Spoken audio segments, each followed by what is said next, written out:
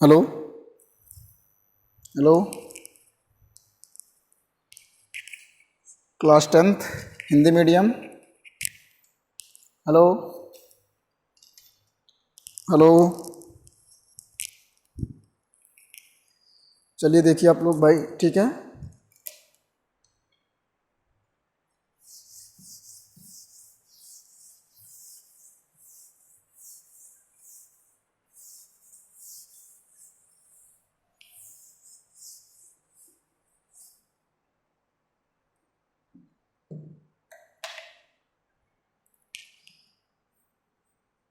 Class tenth subject physics,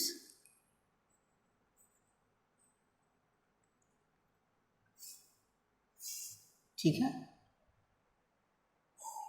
जैसा हम लोगों ने पढ़ा था, देखो मिरर के जो शायद न्यूमेरिकल थे वो कंप्लीट हो गए थे ना, दर्पण वाला काम कंप्लीट हो गया था, ठीक है। न्यूमेरिकल हो गए थे कि नहीं हो गए थे, बोलो भाई। समझ में आ गया कि नहीं आ गया। आज हम लोग जो पढ़ेंगे वो पढ़ेंगे लेंस। क्या पढ़ेंगे बेटा? लेंस। अपवर्तन भी पढ़ लिए थे आप लोग शायद, अपवर्तन हो गया था ना, लेंस में प्रकाश का अपवर्तन हुआ था कि नहीं हुआ था भाई, बोलो। हो गया था ना, ठीक है। चलो देखो ध्यान से, चलो एक आज न्यूमेरिकल ही लगाते हैं पहले, फिर जो है यहाँ लिखेंगे किसी अवतल अवतल दर्पण के सामने, अवतल दर्पण के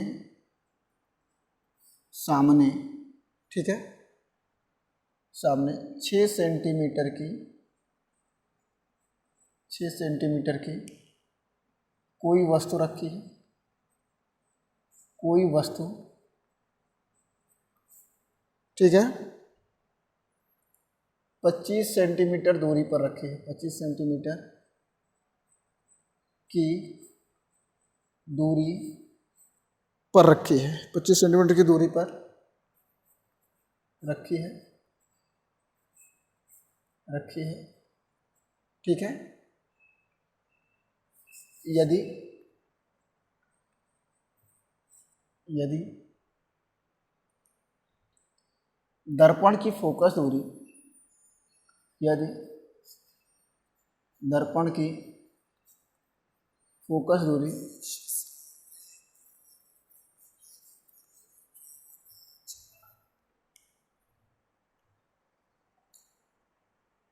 हो गया, यदि दर्पण की फोकस दूरी 20 सेंटीमीटर हो, 20 सेंटीमीटर हो, तो प्रतिबिंब की स्थिति, तो प्रतिबिंब प्रतिबिंब की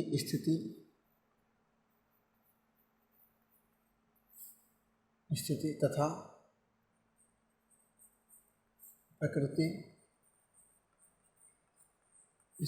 प्रकृति ज्ञात कीजिए, ज्ञात कीजिए, ठीक है भैया। देखो ध्यान से, जो चीज़ें दिया है, क्या क्या दिया है नोट करते दिया है, क्या दिया है, दिया है F बराबर 20 सेंटीमीटर, ठीक है। और ये हो जाएगा -20, कितना हो जाएगा -20, क्योंकि अवतल दर्पण की अवतल दर्पण की अवतल दर्पण की फोकस दूरी ऋणात्मक होती है, ऋणात्मक होती है, ऋणात्मक होती है, ठीक है, देखो ध्यान से, तो F बराबर -20 हो जाएगा और U बराबर -25 सेंटीमीटर। ठीक है, V equal to question mark है, O इक्वल टू 6 सेंटीमीटर है और I equal to question mark है। यही है ना, यहाँ से लिख सकते हैं दर्पण के सूत्र से, दर्पण के सूत्र से, दर्पण का सूत्र क्या है ध्यान दो, 1/f बराबर 1/b प्लस 1/u हो जाएगा। तो f की वैल्यू है कितनी, 20, 1/-20 बराबर 1/b प्लस 1/u की वैल्यू क्या है बेटा, u की वैल्यू है -25 हो गया। तो इसे लिख सकते हैं -1/20 इक्वल टू 1/b -1/25 हो जाएगा। ये हो जाएगा 1/b -1/25 इक्वल टू -1/20 हो जाएगा। इसको उधर भेज देते हैं, 1/b इक्वल टू -1/20 प्लस 1/25 हो जाएगा। तो यहाँ से जो हम लोगों को मिलेगा वो क्या मिलेगा, देखो ध्यान से, 1/b इक्वल टू, इसको ऐसे लिखो 1/25 माइनस 1/20। तो यहाँ से क्या मिलेगा, 1/b इक्वल टू, नीचे तो हो जाएगा बेटा 25 इंटू 20, क्रॉस मल्टीप्लाई कर दो 20 माइनस 25, तो यहाँ से 1/b इक्वल टू -5/25 इंटू 20, 5 1 जा 5, 5 जा 25, 1/b इक्वल टू -1/5 2 जा 10, 100 आ जाएगा। ठीक है ना, तो यहाँ से b इक्वल टू क्या मिलेगा बेटा, -100 सेंटीमीटर, -100 सेंटीमीटर हो गया ना। अब यहाँ से लिख सकते हैं आवर्धन, यहाँ से लिखेंगे, हम जानते हैं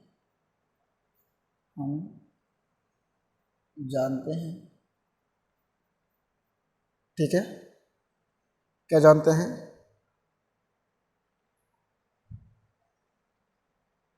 हम जानते हैं I/O इक्वल टू -b/u। ठीक है, I/O equal to -b/u। I/O की वैल्यू 6 इक्वल टू v की वैल्यू -100/u की वैल्यू -25, और एक माइनस बाहर ही लगा है, माइनस माइनस प्लस हो जाएगा, 25 से कम 25 चौको 100, तो I/6 इक्वल टू -4, तो I इक्वल टू 6 चौको 24 -24 सेंटीमीटर। ठीक है भाई, -24 सेंटीमीटर। और ये माइनस साइन क्या शो कर रहा है जानते हो कि नहीं, देखो ध्यान से। और इसमें एक सवाल होता है कभी कभी, प्रकृति ज्ञात कीजिए तथा किरण आरेख खींचिए, सवाल ये भी ध्यान देना, तथा किरण आरेख खींचिए, तो घबराना नहीं, तथा किरण आरेख खींचिए।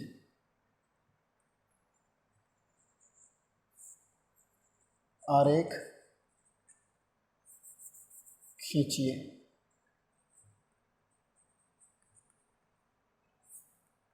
ठीक है। देखो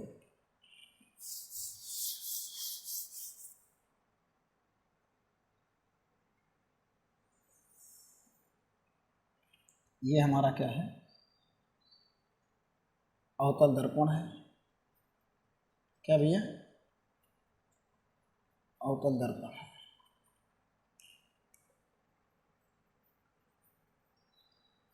अवतल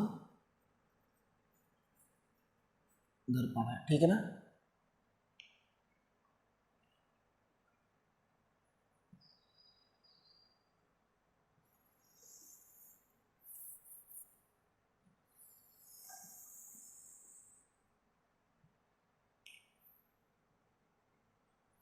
ठीक है,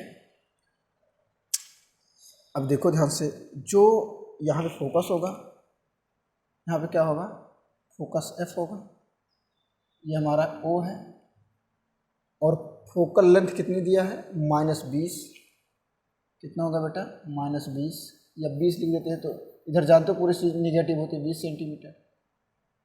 और यहाँ पे क्या है, सी है, क्या है सी, तो टोटल कितना हो जाएगा 40, टोटल कितना हो जाएगा 40, इसको ऐसे ऊपर ले दिया जाए, सी हो गया और ये हो गया एफ, ठीक है, और ये टोटल हो जाएगा 40, क्योंकि 2 टाइम्स होता है, 2 गुना होता है, ये हो जाएगा 40, ये यहाँ तक।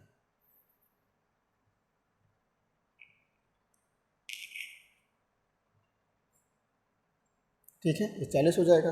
और वस्तु कितनी दूरी पे रखी है, 25, मतलब ये पूरा 40 है तो 25 का मतलब यही कहीं रखी है। सपोज करो ये कितना है, 25, ठीक है भाई, हमारा 25 है, सॉरी यहाँ तक 25 हो गया, यही वस्तु रखी है, ऐसे ऐसे रखिए। आप जानते हो कि अगर वस्तु वक्रता केंद्र और फोकस के बीच में होता है तो उसका प्रतिबिंब कहाँ बनता है, बोलो कहाँ बनेगा, सी के पीछे, देखो ऐसे,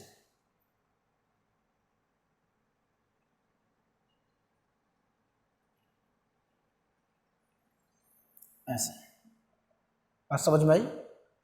कोई भी किरण अगर मुख्य अक्ष के समांतर जाती है तो अपवर्तन यानी परावर्तन के पश्चात फोकस से लौट के आती है, और अगर कोई किरण फोकस से जाती है, सपोज करो ये फोकस से जा रही है, ऐसे फोकस से जा रही है, तो जब लौटेगी ऐसे,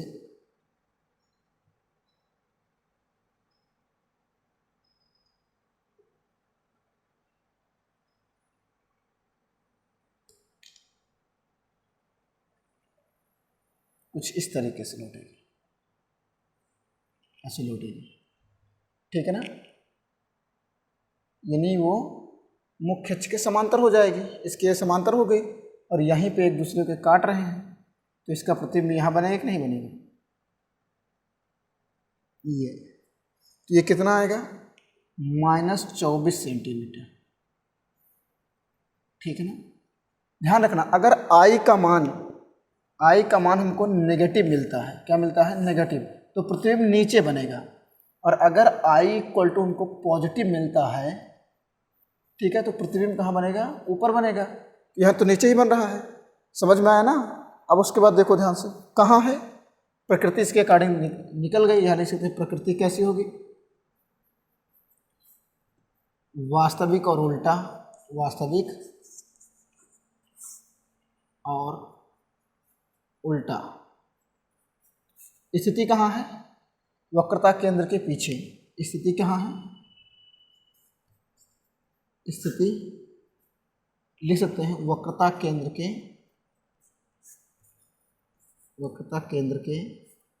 पीछे, वक्रता केंद्र के पीछे हुए, और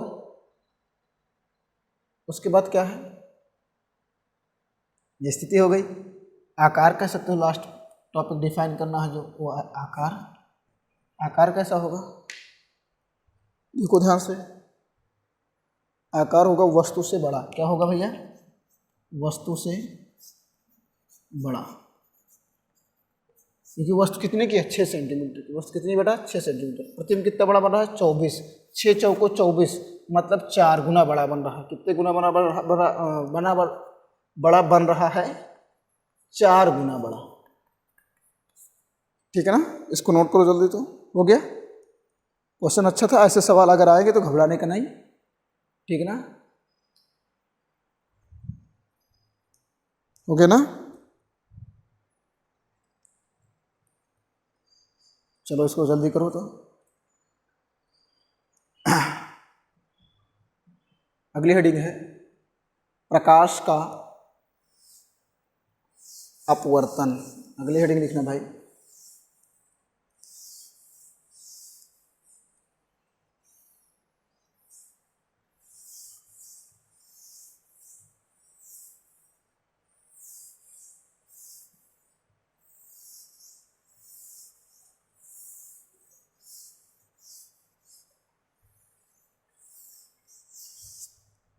अगली हेडिंग है प्रकाश का अपवर्तन।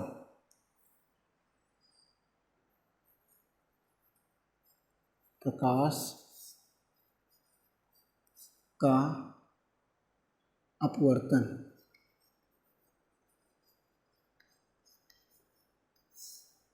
प्रकाश का अपवर्तन, ठीक है भाई। क्या पढ़ेंगे? प्रकाश का अपवर्तन। तो प्रकाश का अपवर्तन प्रकाश में भी घटने वाली एक प्रकार की घटना है। प्रकाश में घटने वाली एक प्रकार की क्या है?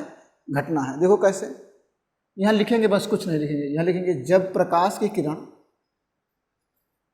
जब प्रकाश की किरण किसी विरल माध्यम से,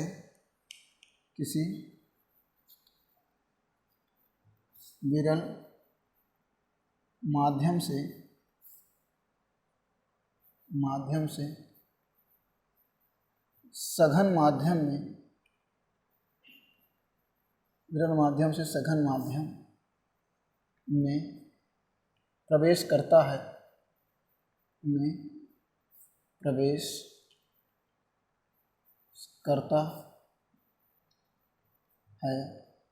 तो जब प्रकाश की किरण किसी विरल माध्यम से सघन माध्यम में प्रवेश करता है तो प्रकाश की किरणें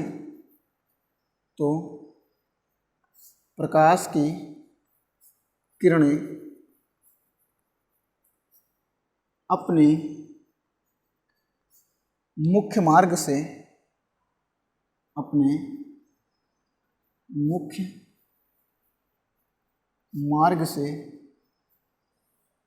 विचलित हो जाती है,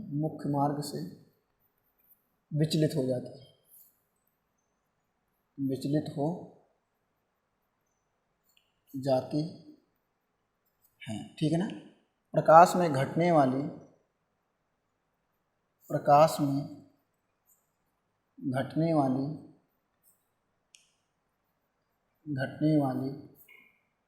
इसी घटना को, प्रकाश में घटने वाली इसी घटना को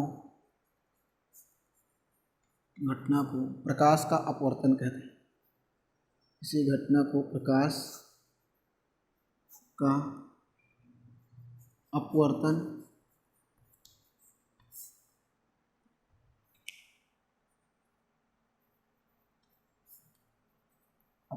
कहते हैं, ठीक है ना भैया। समझ में आ गया कि नहीं आ गया? कोई दिक्कत तो नहीं है ना। किसी विरल माध्यम से सघन माध्यम में प्रवेश करता है तो प्रकाश की किरणें अपने मुख्य मार्ग से क्या हो जाती हैं? विचलित हो जाती हैं। प्रकाश में घटने वाली इसी घटना को हम क्या कहते हैं? प्रकाश का अपवर्तन कहते हैं, ठीक है भाई। इसको भी रेस कर दे रहे हैं, देखो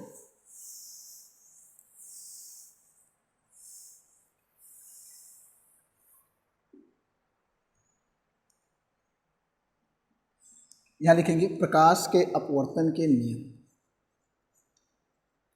प्रकाश के अपवर्तन के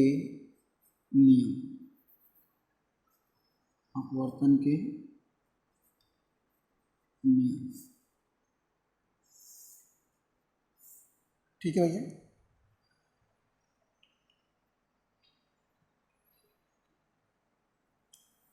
चलो पहले इसको समझते हैं। तो कोई सघन माध्यम है क्या भैया? सघन माध्यम,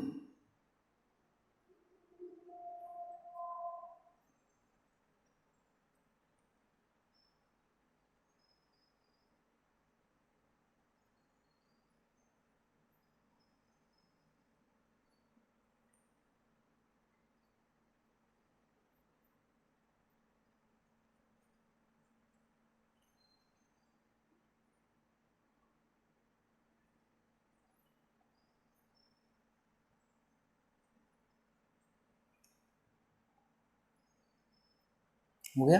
ये कोई सघन माध्यम है, ठीक है ना। सपोज करते हैं ये क्या है? सघन माध्यम, ठीक है। ये है हमारा विरल माध्यम,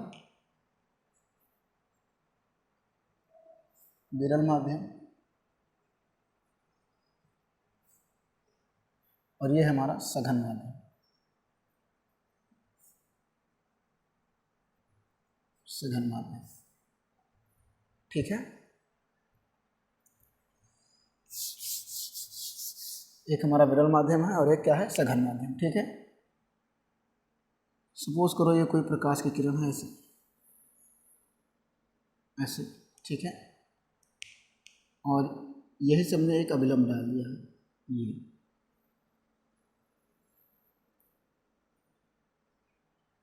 ये अभिलंब हो गए।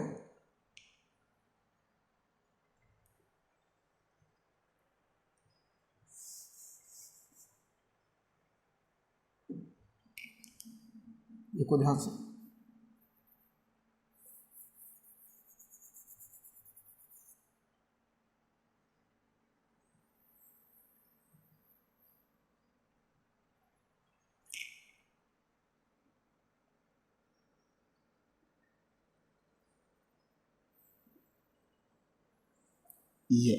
ये अविलंब हो गया। तो भाई इसको तो ऐसे जो आ रही है इसको ऐसे सीधा जाना चाहिए था, ऐसे सीधा जाना चाहिए था, लेकिन ये क्या होगी, थोड़ा सा अपने मार्ग से विचलित होगी और ये अविलंब की ओर ऐसे ऐसे चली जाएगी, ऐसे। बात समझ में ना, ये कंफर्म हो गया। ये अविलंब की ओर झुक जाएगी, मतलब ऐसे चलेगी, ऐसे, ये अविलंब की ओर झुक जाएगी, ठीक है ना।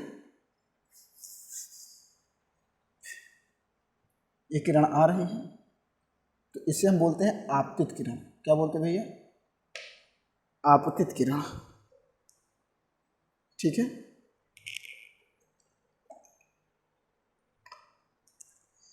इसे हम बोलते हैं, इसको हम बोलते हैं आपतित किरण। ये है हमारा आपतित किरण, ठीक है। और ये है हमारा अपवर्तित किरण, ये है अपवर्तित किरण, ठीक है। ये हमारा है आपतन कोण। क्या बोलते भैया, आपतन कोण। और ये जो हमारा है, ये इसको हम आई से लिखते हैं, इंसिडेंट एंगल, इसको बोलते हैं आर से। इसे हम बोलते हैं अपवर्तन कोण। क्या बोलते हैं, अपवर्तन कोण, अपवर्तन कोण। हो गया ना भैया, समझ में आया कि नहीं आया। एक है हमारा आपतन कोण, दूसरा क्या है, अपवर्तन कोण, अगला क्या है, अपवर्तित किरण। समझ में आया कि नहीं आया, ये चीज़ें क्लियर हो गई। अब इधर देखो ध्यान से, यहाँ लिखेंगे, और ये हमारा होता है आपतन बिंदु, आपतन बिंदु, यह लिख सकते हैं। अब यहाँ से दिख रहा है क्या, देखो पहला गुण है, यदि प्रकाश की किरण, यदि प्रकाश की किरण, प्रकाश की किरण विरल माध्यम से, विरल माध्यम से सघन माध्यम में, सघन माध्यम में प्रवेश करती है, प्रवेश करती है, तो वह अविलंब की ओर, तो वह अविलंब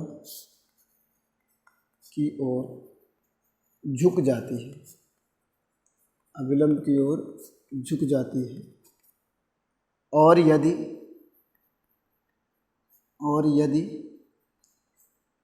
सघन माध्यम से विरल माध्यम में प्रवेश करती है, और यदि सघन माध्यम से, सघन माध्यम से विरल माध्यम में विरल माध्यम में प्रवेश करती है, विरल माध्यम में प्रवेश करती है,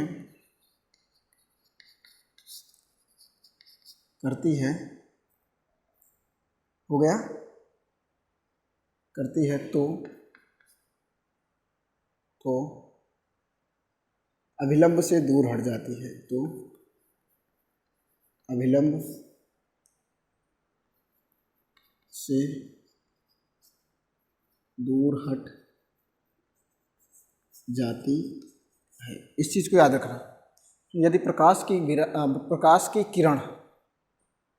किरण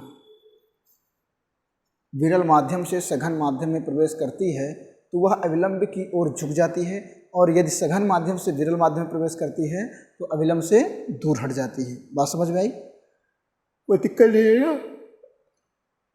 देखो, परावर्तन अपवर्तन के प्रमुख दो नियम हैं, यहाँ लिखेंगे अपवर्तन के प्रमुख, या एक चीज और यहाँ भी लिख सकते हो, दूर हट जाती है, अर्थात माध्यम के बदलने से, एक लाइन में, माध्यम के बदलने से प्रकाश की प्रकाश की किरणों के पथ में भी परिवर्तन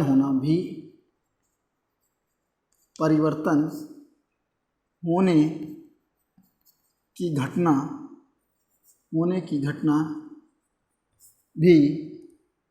की घटना भी प्रकाश का अपवर्तन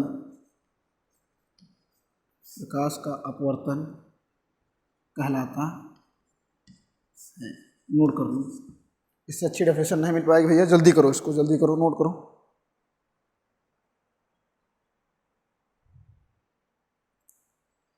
हो गया ना ये?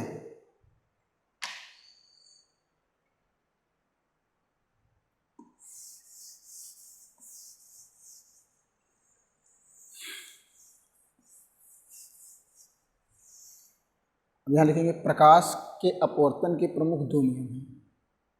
प्रकाश के अपवर्तन के प्रमुख दो नियम हैं।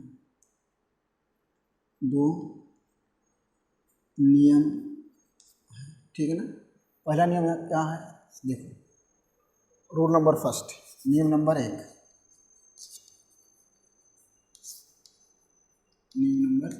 यहाँ लिखेंगे आपतित किरण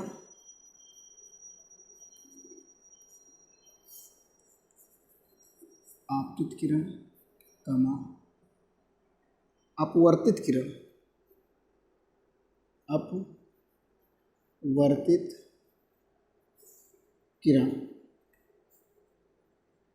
ये आपतित किरण है, ये अपवर्तित किरण है, इसे बोलते हैं अभिलंब। क्या बोलते हैं भैया? अभिलंब। तो यहाँ से हो जाएगा आपतित किरण, अपवर्तित किरण तथा आपतन बिंदु से खींचा गया अभिलंब, आपतन बिंदु से खींचा गया अभिलंब,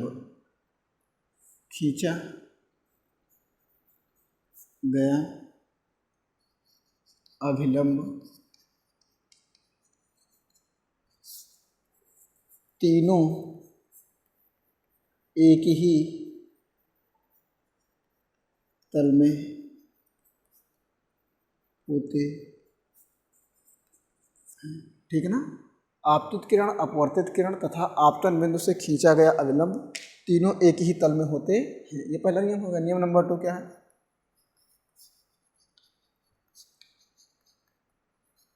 नियम नंबर 2 क्या है भैया? मैं लिखेंगे आपतन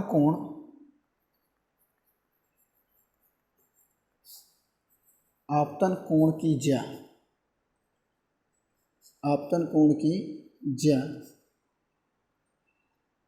अपवर्तन कोण की ज्या के, अपवर्तन कोण की ज्या मतलब साइन, ज्या के अनुक्रमानुपाती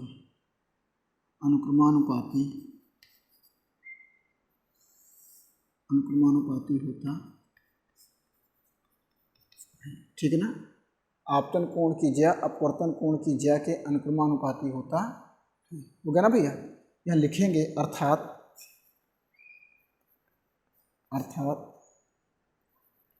साइन आई अनुक्रमानुपाती साइन आर, ठीक है। साइन आई अनुक्रमानुपाती साइन आर, तो साइन आई इक्वल टू ये हो जाएगा n sine r, n sine r हो जाएगा। यहाँ से क्या मिलेगा, n sine r equal to sine i, तो n equal to sine i upon sine r, note करो ये हो जाएगा sine i upon sine r, द्वितीय नियम हो जाएगा। यहाँ पे लिख सकते हैं इसे स्नेल का नियम भी, इसे स्नेल का नियम भी कहते। जल्दी कर लो भाई, जल्दी करो यहाँ तक।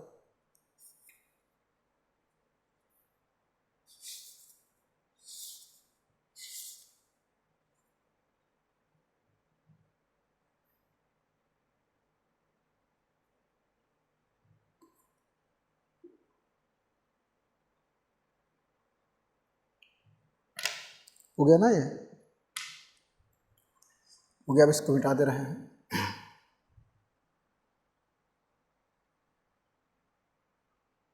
अगली हेडिंग है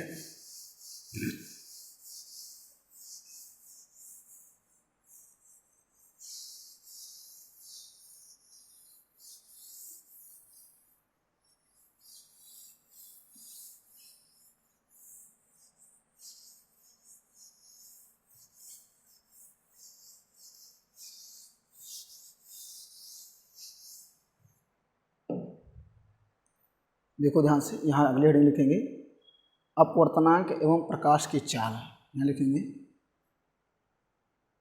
अपवर्तनांक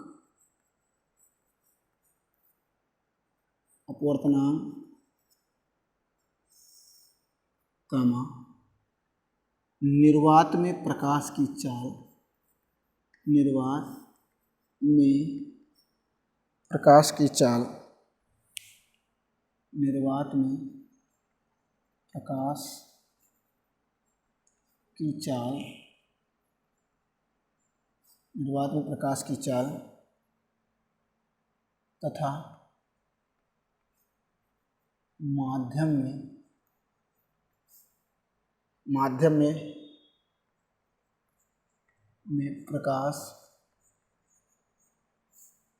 प्रकाश की चाल में संबंध, ठीक है।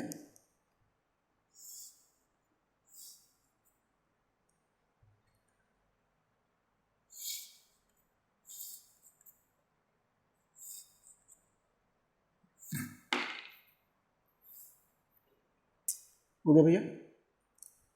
अपवर्तनांक और निर्वात में प्रकाश की चाल में संबंध, देखो ध्यान से लिखेंगे हाइगेंस के अनुसार, क्योंकि इस सूत्र को किसने दिया था, हाइगेंस, बहुत कम लोग जानते बेटा। हाइगेंस के अनुसार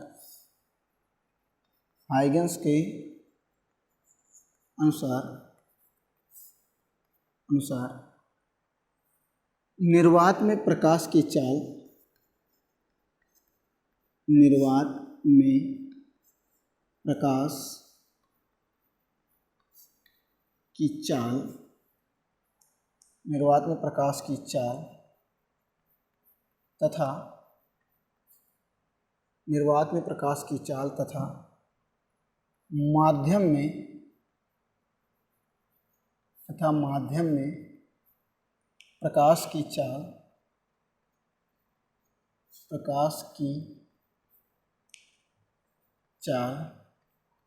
का अनुपात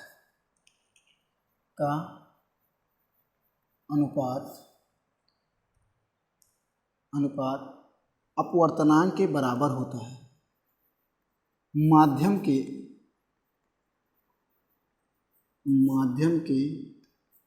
अपवर्तनांक के बराबर होता है। माध्यम के अपवर्तनांक के बराबर होता है। हो गया भैया। अर्थात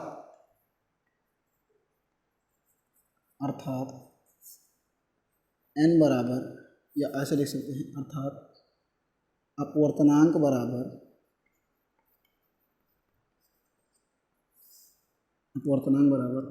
निर्वात में प्रकाश की चाल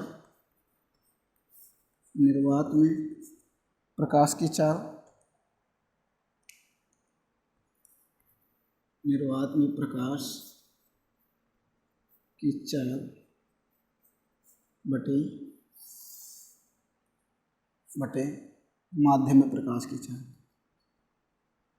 बटे माध्यम में प्रकाश की चाल। ठीक है भैया। तो अपवर्तनांक n बराबर हो जाएगा c बटे v। n बराबर हो जाएगा c बटे v। और जहाँ c बराबर होता है 3 × 10⁸ मीटर प्रति सेकेंड। ध्यान रखना इस चीज़ का। ये वैल्यू चाहे दी हो या ना दी हो, इसको हमेशा इतना रखेंगे न्यूमेरिकल में। जल्दी करो। हो गया।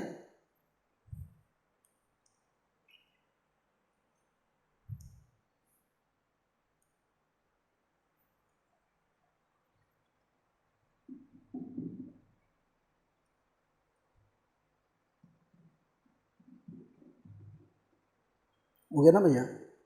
इसको मिटा देते हैं।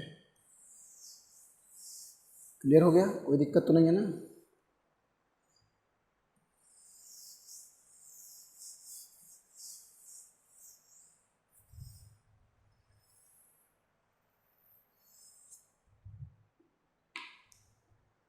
अगली हेडिंग है नोट। लिख दो नोट। नोट में क्या लिखना है ध्यान दो। बैगनी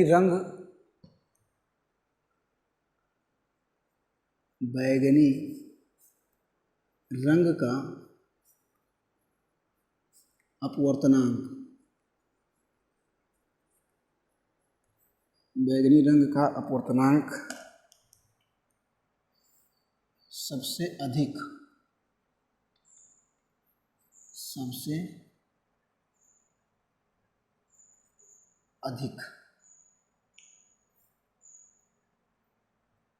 तथा लाल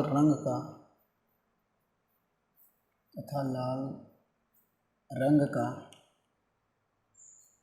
अपवर्तनांक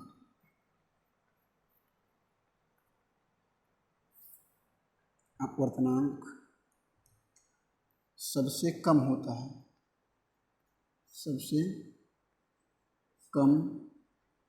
है। इसको नोट कर लेना भैया। सबसे कम होता है। ठीक है ना?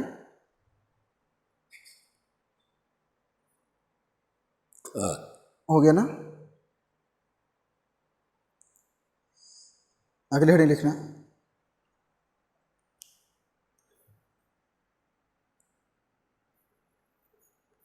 क्रांतिक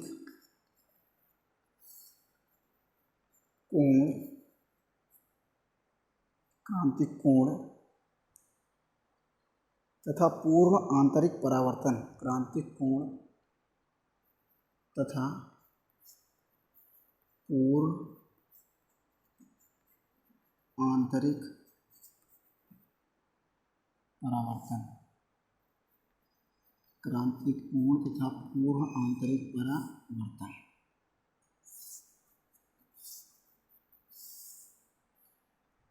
चलो देखो ध्यान से,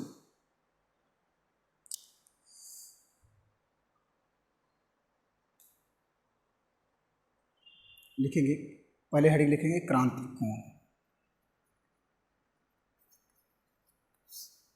क्रांतिक कोण। यहाँ लिखेंगे सघन माध्यम में, सघन माध्यम में, सघन माध्यम में बना, सघन माध्यम में बना वह कोण, वह कोण जिसके लिए, जिसके लिए, जिसके लिए अपवर्तन कोण, आपतन कोण का मान, आपतन कोण का मान 90 अंश होता है, 90 अंश होता है। ठीक है ना भैया, यानी सीधा 90 डिग्री पे किरण को छोड़ी जाए, इसके लिए आपतन कोण का मान क्या होता है, 90 अंश होता है। ठीक है ना, समझ में आया। इसे C से प्रदर्शित करते हैं, इसे C से प्रदर्शित, क्रिटिकल एंगल प्रदर्शित करते हैं। ठीक है ना, अर्थात देखो आपतन कोण का मान 90 अंश, मतलब I बराबर 90 डिग्री और R बराबर C, यह दिया है। यह लिख सकते हैं स्नेल के नियम से, स्नेल के नियम से। स्नेल का नियम क्या है भाई, N बराबर sine I upon sine R, यही है। तो यहाँ से मिलेगा N बराबर sine 90 degree upon sine C। ठीक है, और याद रखना बच्चों, यहाँ पे साइन 90 की वैल्यू जो होती है बेटा 1 होती है, साइन 90 डिग्री की वैल्यू क्या होती है 1। तो यहाँ से मिलेगा N equal to 1 upon sine C हो जाएगा, N equal to 1 upon sine C हो गया।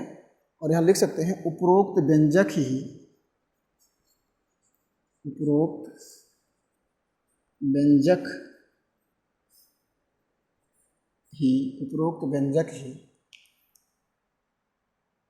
अपवर्तनांक तथा, अपवर्तनांक, अपवर्तनांक तथा तथा तथा क्रांतिक कोण में, अपवर्तनांक तथा क्रांतिक कोण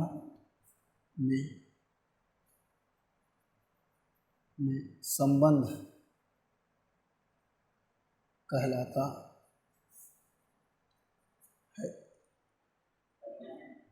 हाँ नहीं, ख़त्म हो गया, बिस्किट खा लीजिए, बिस्किट भी ये रखा है, ये मंगवा लीजिए ना आंटी से। तो अभी और बनाएंगे क्या,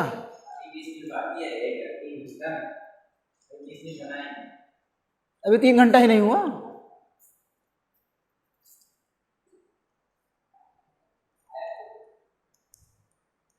हो गया ना भैया, ठीक है।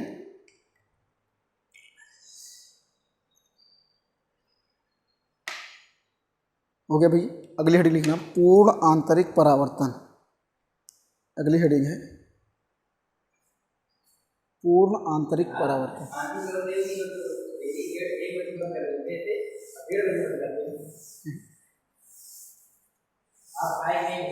हाँ खाएं।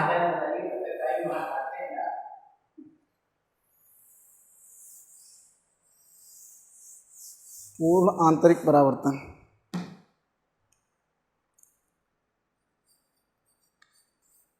पूर्ण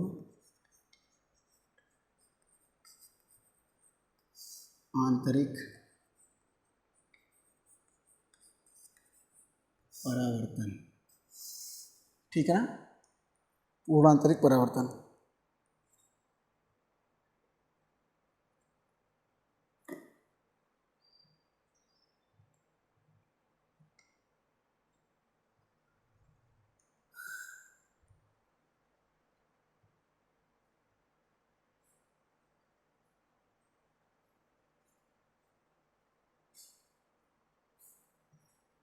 देखो यहाँ लिखेंगे यदि आपतन कोण का मान, यदि आपतन कोण का मान,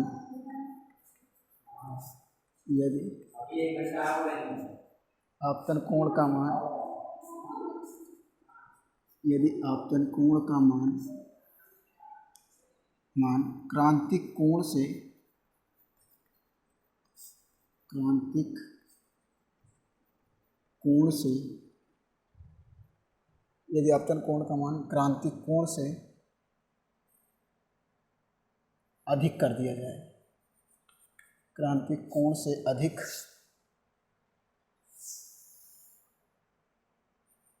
कर दिया जाए तो प्रकाश का परावर्तन, तो प्रकाश का परावर्तन विरल माध्यम में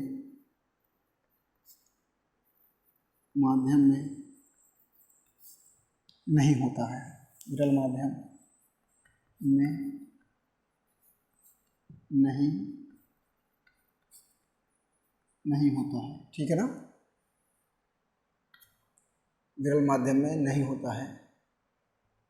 जबकि संपूर्ण प्रकाश, जबकि संपूर्ण प्रकाश, जबकि संपूर्ण प्रकाश सघन माध्यम में ही, संपूर्ण प्रकाश सघन माध्यम में ही वापस लौट जाता है, वापस लौट जाता है, ठीक है। प्रकाश में घटने वाली यही घटना, प्रकाश में घटने वाली यही घटना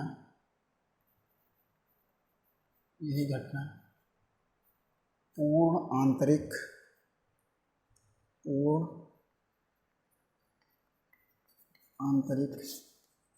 परावर्तन, पूर्ण आंतरिक परावर्तन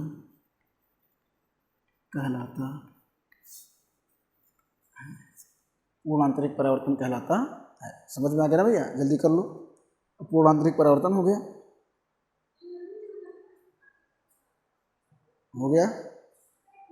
पूर्ण आंतरिक परावर्तन कहलाता है। हो गया कि नहीं हो गया, जल्दी करो भाई, समझ में आ गया ना।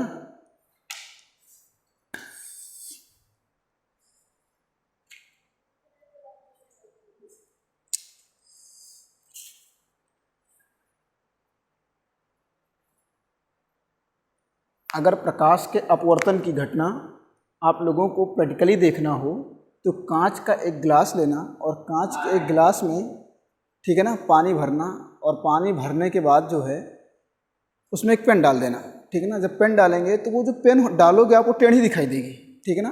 तो कांच के गिलास में अगर हम पेन डालते हैं वो टेढ़ा दिखाई देता है। ये क्यों दिखाई देता है? प्रकाश के अपवर्तन के कारण। किसके कारण देता है? प्रकाश के अपवर्तन कारण, ठीक है ना। लेकिन जब पूर्ण आंतरिक परावर्तन की बात करेगा तो जैसे उदाहरण के लिए हम बात करते हैं, इसमें थोड़ा ध्यान दे देते हैं, यहाँ लिख देते हैं, जल में परख नली का चमकीला दिखना। यानी जब परख नली यानी जो टेस्ट ट्यूब होती है, अगर उसे पानी में डालते हैं तो हमको चमकीली दिखती है। कैसे? यदि एक खाली परख नली को जल से भरे बीकर में रख कर टेढ़ा करते जाएं तो बीकर के ऊपर से देखने पर एक स्थिति में नली का तल चांदी की भांति चमकीला दिखाई देता है। इसका कारण यह है कि नली को टेढ़ा करने से उस पर गिरने वाले प्रकाश का आपतन कोण बढ़ता जाता है।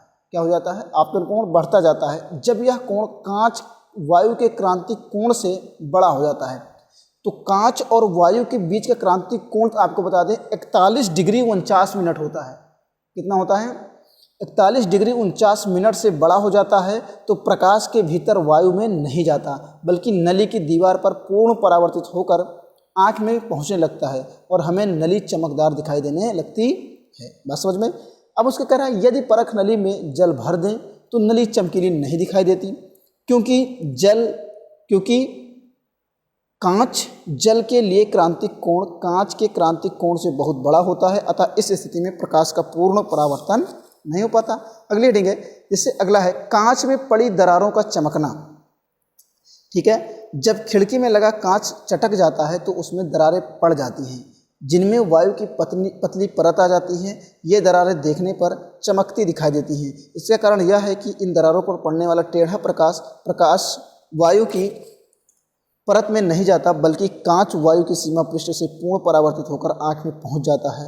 इसी प्रकार यदि कांच अथवा जल के भीतर वायु का कोई बुलबुला हो तो वह भी बहुत चमकीला दिखाई देता है। ठीक है, अगला है कालिक पुते गोले का जल में चमकना। कालिक पुते गोले का जल में चमकना। यदि एक धातु के गोले पर सूखी कालिक पोत कर जल से भरे बीकर में रख दे तो गोले का तल चांदी की तरह चमकने लगता है। इसका कारण यह है कि कालिक के कारण गोले का तल जल के संपर्क में नहीं आता, बल्कि दोनों के बीच की परत रह जाती है। अतः वायु के जल के पृष्ठ सीमा पर प्रकाश का पूर्ण परावर्तन होता है, जिससे गोला का तल। इसी तरीके से हीरे का चमकना, रेगिस्तान में मृग मारीचिका, ठंडे देशों की मारीचिका, ये सब घटनाएं जो होती हैं वो पूर्ण आंतरिक परावर्तन के कारण होती हैं। ये चैप्टर आपका छोटा था, इससे एक न्यूमेरिकल है बेटा, देख लो ध्यान से। कंफर्म हो गया? देखो ध्यान से, एक न्यूमेरिकल है बस, और उसी टाइप का न्यूमेरिकल आप हल कर लेना, बाकी चीज़ें कंप्लीट हो गई। यहाँ लिख सकते हैं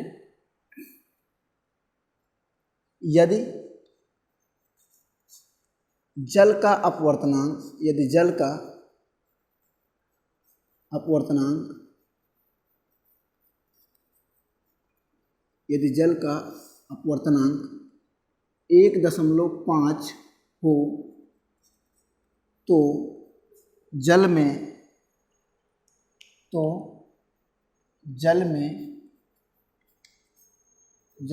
प्रकाश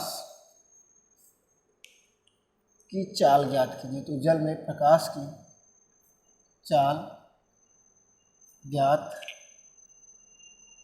कीजिए। ठीक है ना? जल में प्रकाश की चाल ज्ञात कीजिए। ठीक है, देखो ध्यान से, n बराबर 1.5 हो गया। उसके बाद क्या करना बेटा?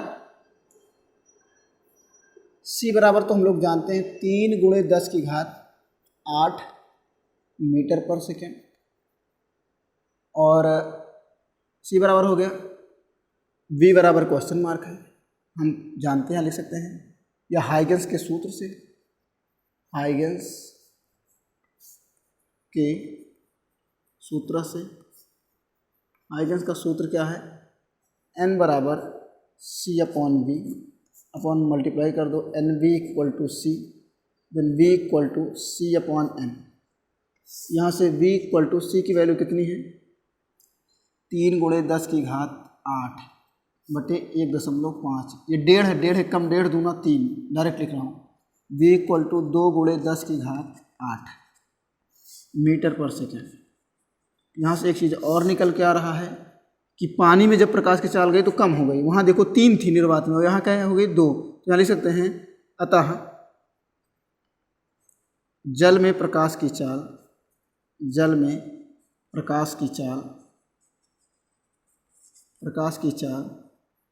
2 × 10⁸ मीटर प्रति सेकंड होगी। और उसके बाद लिख सकते हैं उपरोक्त से स्पष्ट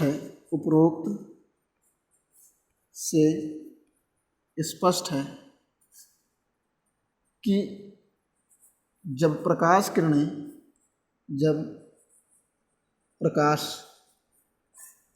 की किरणें, जब प्रकाश की किरणें विरल से सघन में जाती हैं, विरल से सघन में जाती हैं तो क्या होता है? विरल से सघन में जाती हैं तो उनकी चाल घट जाती है, तो उनकी चाल घट जाती है। हो गया ना? ये चैप्टर तुम्हारा एंड हो गया है। अगला दिन शुरू करेंगे लेंस, ठीक है ना? तब तक के लिए बाय, गुड आफ्टरनून। में दोपहर है, दोपहर में वीडियो शूट हो रहा है आपका, ठीक है ना? मिलते हैं कल। समझ में आ गया? कोई दिक्कत तो नहीं है ना? चलो ठीक है, ओके बाय, गुड नाइट।